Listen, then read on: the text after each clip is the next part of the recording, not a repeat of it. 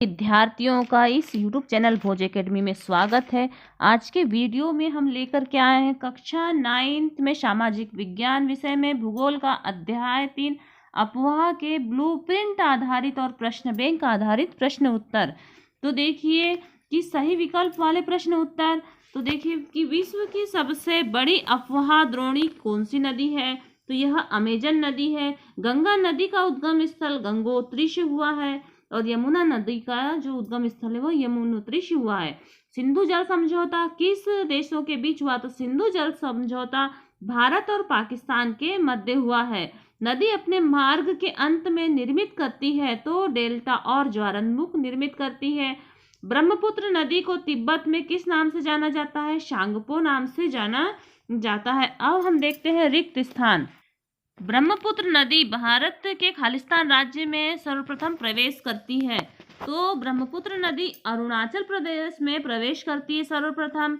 प्रायद्वीप भारत की सबसे बड़ी नदी नर्मदा नदी है। भारत का सबसे ऊंचा जलप्रपात है जो कि गरसोपा नदी पर है। और उसके बाद में देखते हैं एक विसर्प नदी बाढ़ वाले क्षेत्र में कट कर सीधे प्रवाहित होती है तब खालिस्तान का निर्माण करती है। तो यह गोखुर का निर्माण करती है। भारत की सबसे बड़ी मीठे पानी की झील वह उलर झील है।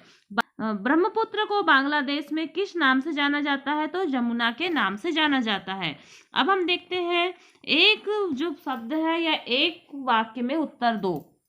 तो देखिए कि किस नदी को दक्षिण भारत की गंगा कहा जाता है? तो यह गोदावरी नदी को कहा जाता है। सिंधु जल समझौता कब हुआ था? तो सिंधु जल समझौता 1960 में हुआ था।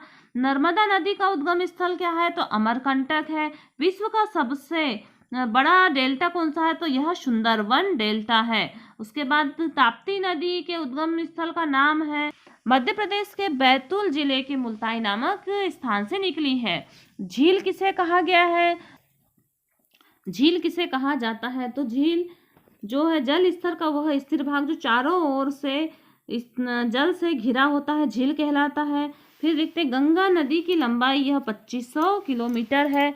और गंगा नदी एक्शन प्लान कब शुरू हुआ था? तो गंगा नदी एक्शन प्लान जो शुरू हुआ था यह 1985 में शुरू हुआ था। उसके बाद में अगला प्रश्न देखते हैं देवप्रयाग में गंगा नदी से कौन सी नदी मिलती है? तो देवप्रयाग में गंगा नदी से अलकनंदा नदी मिलती है। इसके बाद हम देखते हैं सत्य असत्य।